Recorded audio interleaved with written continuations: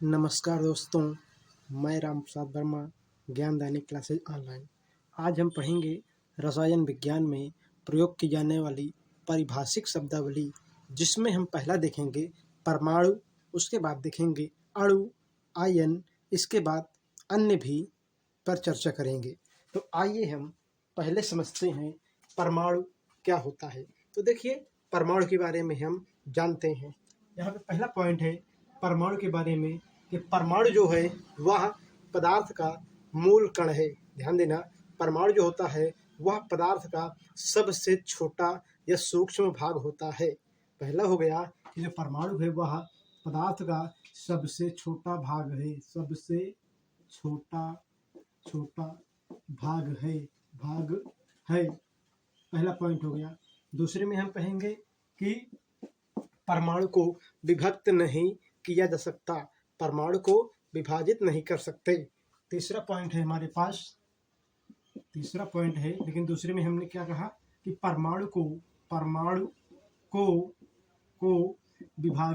विभाजित नहीं कर सकते। तीसरा पॉइंट है कि परमाणु, बाद में वैज्ञानिकों ने देखा कि अगर हम परमाणु को खंडित करते हैं, बाद में वैज्ञानिकों ने देखा कि अगर हम परमाणु को तोड़ते हैं या खंडित करते हैं, मतलब परमाणु को खंडित करते हैं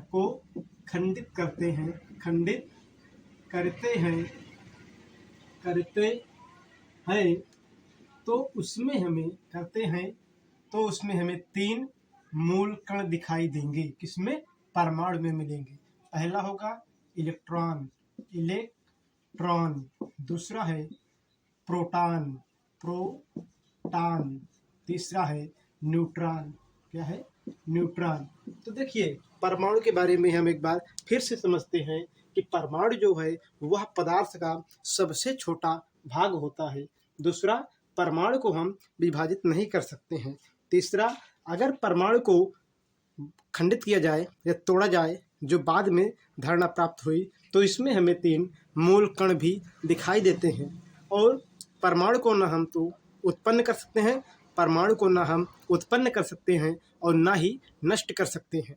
तो आइए हम परमाणु के उदाहरण देखते हैं, जैसे nitrogen, oxygen, fluorine, neon, argon, sodium आदि, ये सब परमाणु के उदाहरण हैं। तो हमने देखा परमाणु के बारे में। आइए हम चर्चा करते हैं अणु के बारे में कि आखिर अणु क्या होता है, अणु किसे हम कहते हैं। तो देखिए, अणु जो होता है वह परमाणुओं के मिलने से बनता है। तो अणु की बात करेंगे तो कहेंगे हम परमाणुओं के मिलने से अणु बनता है।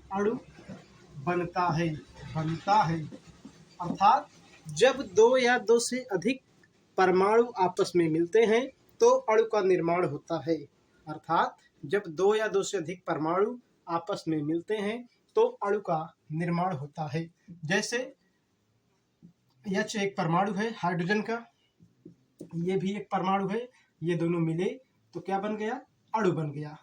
यहाँ पे हाइड्रोजन है परमाणु के रूप में और ये भी परमाणु के रूप में है, लेकिन ये दोनों मिले तो अणु बन गया। उसी प्रकार सोडियम यहाँ पे क्या है? परमाणु है और यहाँ पर भी परमाणु है, दो सोडियम मिले तो अणु बन गया। उसी प्रकार हम यहाँ पे देखेंगे N2 कर देंगे। उसी प्रकार के यहाँ पोटेशियम परमाणु है और ये भी परमाणु है, मिलेगा तो अणु बन जाएगा। उसी प्रकार यहाँ पे देखिए Mg या कुछ भी आप देख लीजिएगा, यहाँ पे Li लिथियम और लिथियम, तो ये दोनों अलग अलग परमाणु हैं लेकिन मिलने पर अणु बना लेंगे। तो परिभाषा सीधी सी है, सिंपल सी बात है कि जब दो परमाणु आपस में मिलते हैं तो अणु का निर्माण होता है। यहाँ पर अभी तक हमने देखा था ऑक्सीजन, नाइट्रोजन, फ्लोरीन, नियान, सोडियम, ये लोग कैसे हैं? ये लोग स्वतंत्र हैं। स्वतंत्र मतलब अकेले हैं। केवल एक ऑक्सीजन है, एक नाइट्रोजन है, एक फ्लोरीन है, एक नियान है, सोडियम है। तो ये क्या है?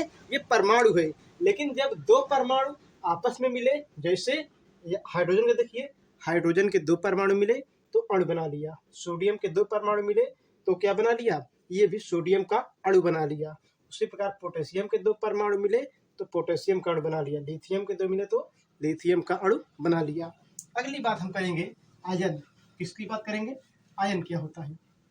तो आप कहोगे जब किसी परमाणु पर, या ऐसे बोल दीजिए, जब कोई तत्व इलेक्ट्रॉनों का आदान प्रदान करता है तो उस पर कोई ना कोई आवेश आ जाता है, उस आवेश को हम आयन कहते हैं। फिर से सुनिएगा, जब कोई परमाणु या तत्व इलेक्ट्रॉनों का आदान प्रदान करता है, अर्थात इलेक्ट्रॉन को त्यागता है या ग्रहण करता है, तो उसके परिणाम स्वरूप तत्व पर कोई आवेश आ जाता है और उस आवेश को ही हम आयन कहते हैं। तो पहले हम समझेंगे, जैसे ये सोडियम है, सोडियम पर इस समय कोई आवेश नहीं है, परमाणु क्रमांक 11 होता है और सोडियम क्या करेगा, एक इलेक्ट्रॉन को बाहर निकाल देगा अर्थात त्याग देगा।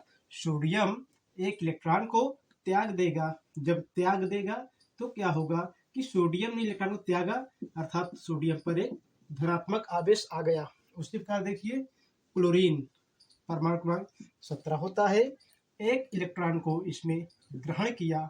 अब इस पर क्या है, पहले से कोई आवेश नहीं था, इलेक्ट्रॉन को ले लिया, अब इस पर कौन आवेश, ऋणात्मक आवेश आ गया। तो हमने देखा कि जो क्लोरीन है, क्लोरीन ने यहाँ पर इलेक्ट्रॉन को ग्रहण किया है, इसलिए इस पर ऋणात्मक आवेश आया हुआ है।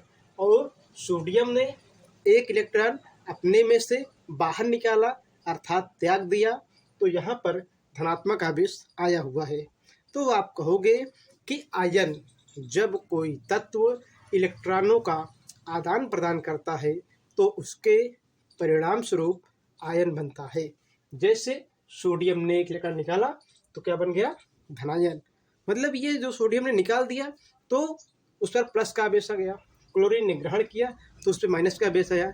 एक और समझिए, यहाँ पोटेशियम है, पोटेशियम का परमाणु क्रमांक कितना होगा, 19 होगा। बाहरी कोश में इसके हम बात करेंगे तो कितना, 2 8 8 1, बाहरी कोश में एक इलेक्ट्रॉन। और एक बात का खास ध्यान देना कि बाहरी कोश में जितने इलेक्ट्रॉन होंगे उतने ही इलेक्ट्रॉन को ये बाहर निकालेगा अर्थात त्यागेगा। जैसे यहाँ पे देखिए ये एक इलेक्ट्रॉन को त्याग दिया और जब एक इलेक्ट्रॉन को त्यागेगा तो क्या बना लेगा, K+।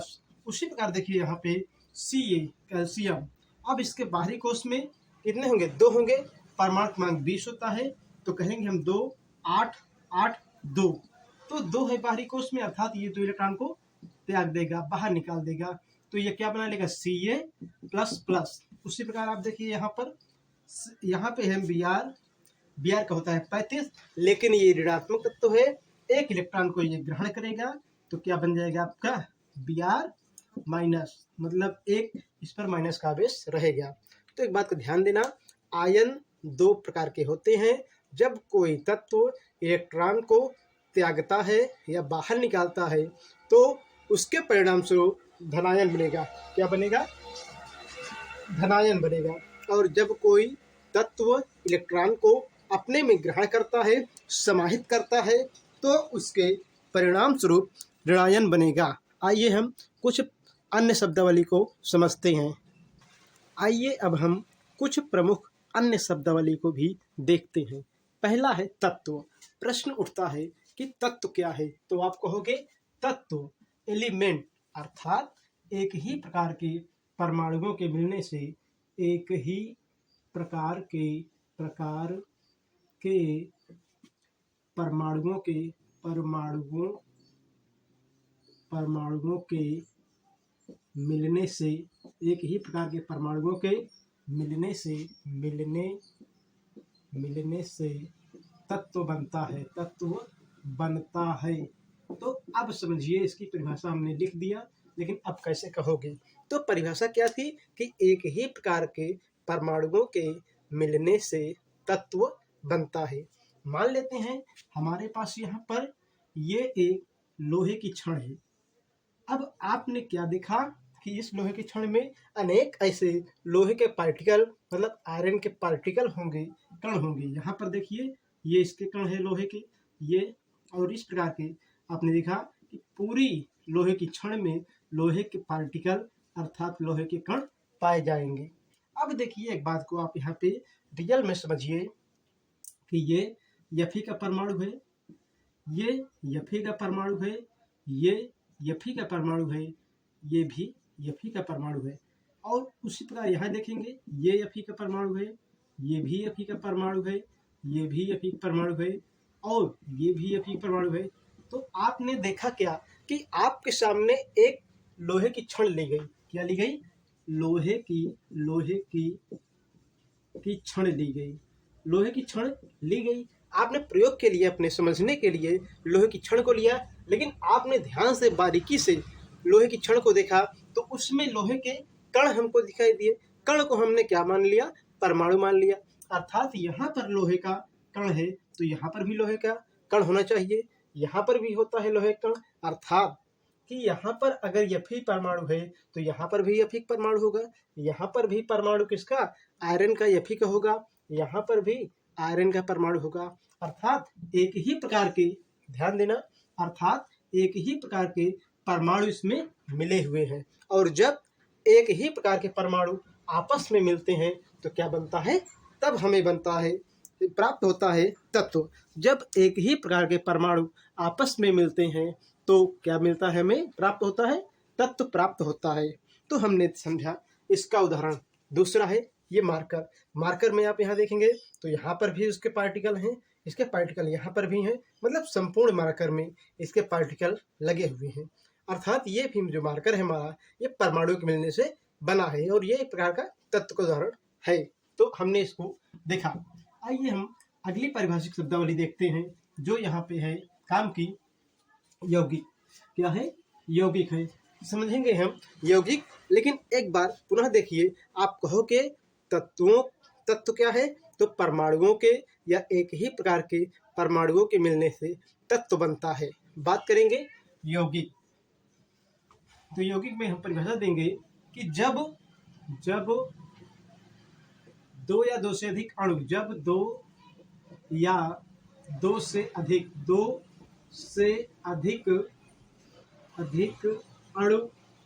जब दो या दो से अधिक अणु एक निश्चित अनुपात में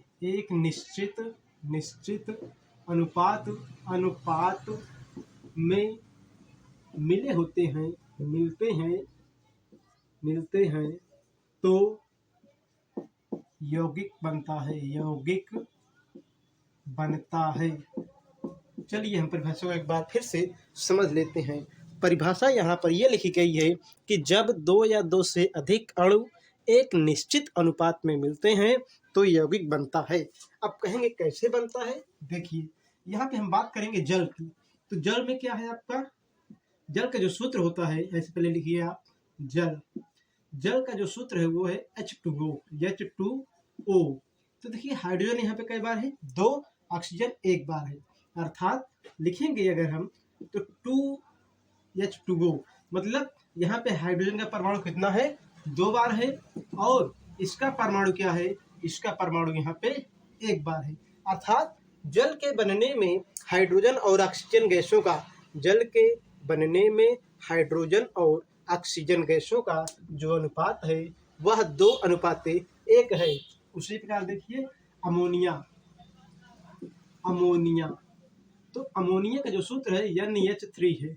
लेकिन देखिए ये तो मान लेते हैं क्या है? ये परमाणु है और ये भी परमाणु है, लेकिन परमाणु से हमारा काम नहीं बनेगा। तब लिखेंगे हम यहाँ पे N2, और यदि N2 लिखते हैं तो क्या है? ये अणु है। और ये 3, मतलब यहाँ पे 3 बार H है, लेकिन इसे हम अणु के रूप में लाएंगे तो यहाँ पे हमें करना पड़ेगा 3H2। अब ये क्या हो गए?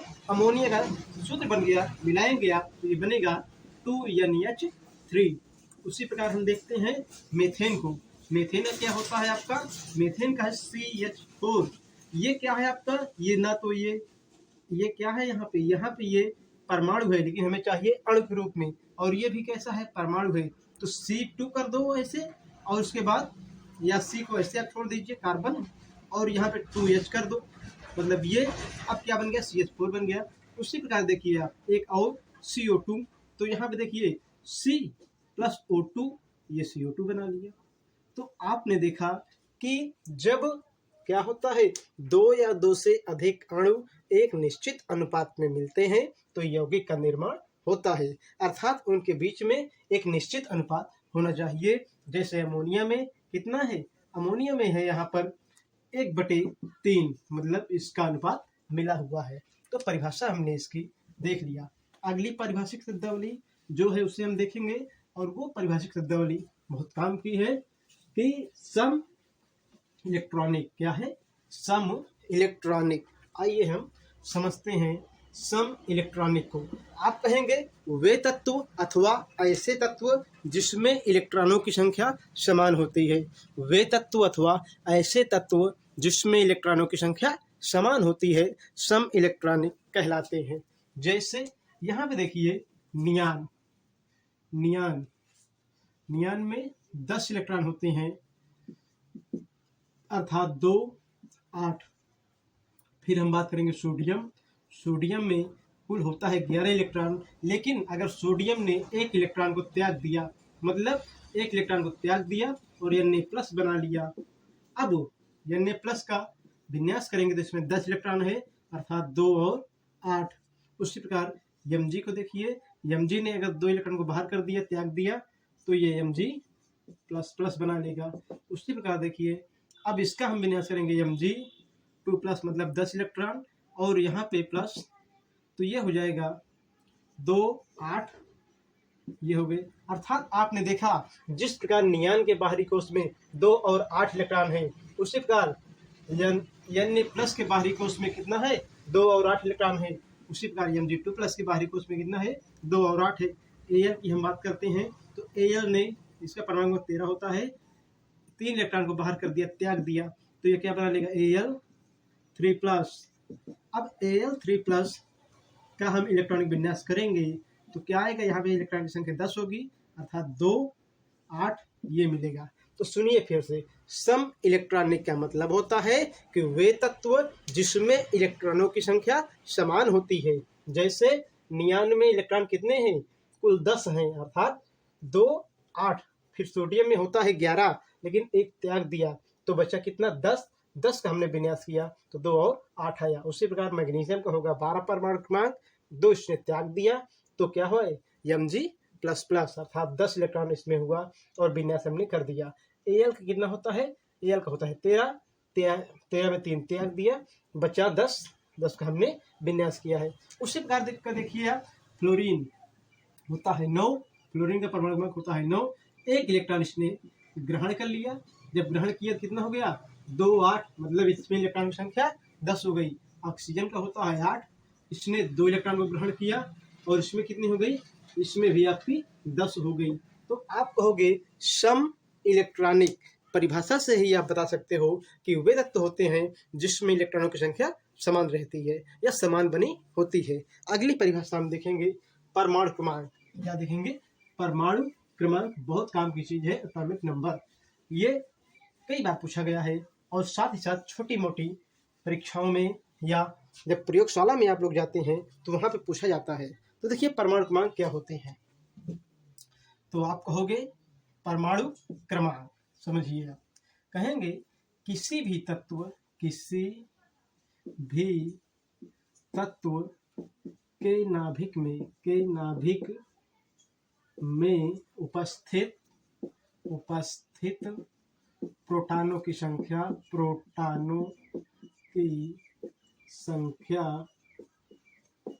संख्या ही उसका परमाणु क्रमांक कहलाती है, उसका परमाणु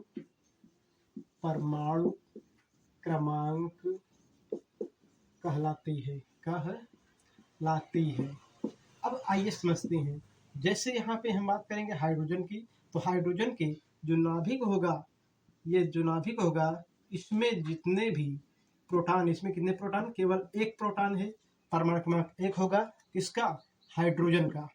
उसी प्रकार हम बात करेंगे नाइट्रोजन की, तो इसके नाभिक में कितना होगा, 7 प्रोटॉन होगा, परमाणु क्रमांक 7 होगा। यहाँ पे सोडियम की बात करेंगे, सोडियम के जो परमाणु क्रमांक 11 होता है, अर्थात इसके नाभिक में 11 प्रोटॉन है, ये कन्फर्म है। अर्थात आप कह सकते हो कि किसी भी तत्व का परमाणु क्रमांक इस बात का प्रतीक होता है कि उस तत्व के नाभिक में उतने प्रोटॉन मौजूद हैं। जैसे यहाँ पे 19, तो अब ये कंफर्म हो जाना चाहिए कि पोटेशियम के नाभिक में कुल प्रोटॉनों की संख्या 19 है। उसी प्रकार यहाँ पे हम बात करते हैं कैल्शियम 20। तो अब इसमें क्या है, इसके नाभिक में प्रोटॉनों की संख्या जो कुल है वो कितनी है, 20 है। आइए हम देखते हैं कुछ अन्य महत्वपूर्ण परिभाषिक शब्दावली को।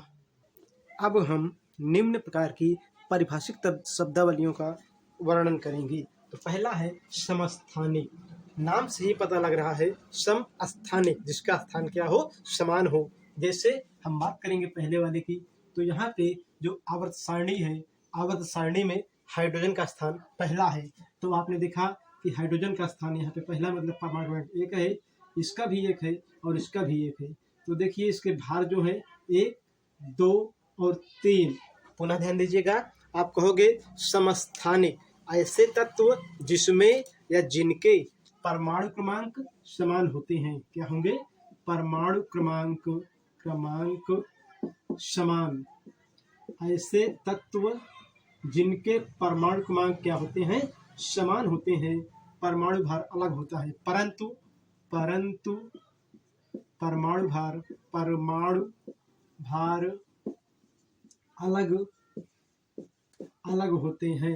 अलग अलग होते हैं।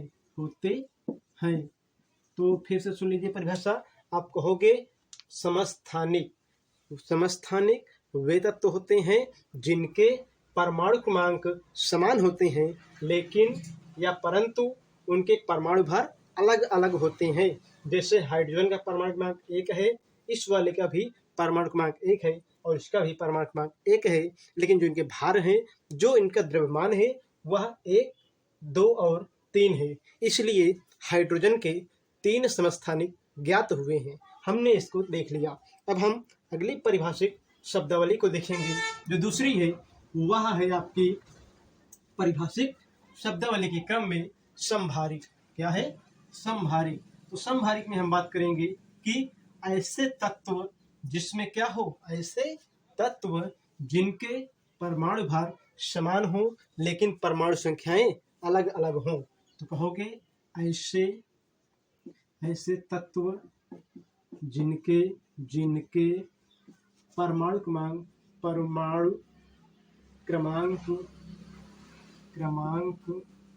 अलग अलग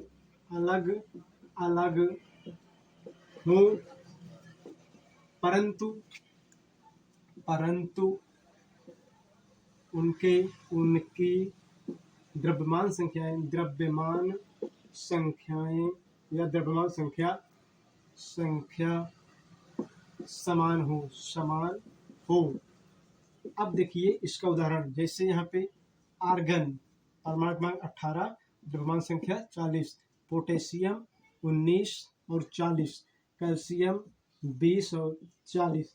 तो आपने क्या देखा, आपने देखा समभारिक वे तत्व या ऐसे तत्व जिनके परमाणु क्रमांक अलग अलग हों लेकिन उनकी द्रव्यमान संख्याएं समान हो। आर्गन का परमाणु क्रमांक 18 है, द्रव्यमान संख्या 40 है। पोटेशियम का परमाणु क्रमांक 19 है, द्रव्यमान संख्या 40 है। कैल्शियम का परमाणु क्रमांक 20 है, द्रव्यमान संख्या 40 है। अर्थात इन तीनों की द्रव्यमान संख्याएं समान हैं लेकिन इनके परमाणु क्रमांक अलग अलग हैं। तो इस प्रकार के तत्व को हम क्या कहेंगे, समभारिक कहेंगे। तो आपने इनको भी बढ़िया से समझ लिया। अगले शब्द को हम या अगले तथ्य को देखते हैं जो बहुत काम का है। वह है आपका यहाँ पर दिया गया है, उसे हम देखेंगे द्रव्यमान संख्या। बहुत अच्छी बात है, द्रव्यमान संख्या। तो देखिए द्रव्यमान संख्या क्या होती है। आप कहोगे किसी भी परमाणु के नाभिक में, किसी भी परमाणु के नाभिक में उपस्थित प्रोटॉनों की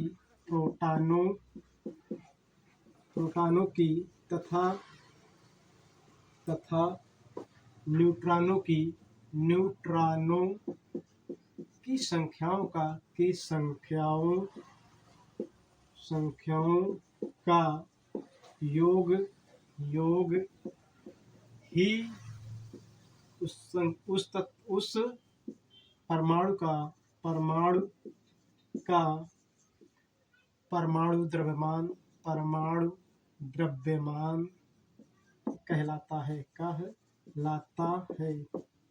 अब फिर से सुनिए परिभाषा। किसी भी परमाणु के नाभिक में उपस्थित प्रोटॉनों और न्यूट्रॉनों की संख्याओं का योग ही उस परमाणु का परमाणु द्रव्यमान कहलाता है। अब देखिए, परमाणु द्रव्यमान अर्थात Z बराबर, जैसे m कर दीजिए, मास मतलब द्रव्यमान, m बराबर P प्लस n मतलब प्रोटॉन और न्यूट्रॉन।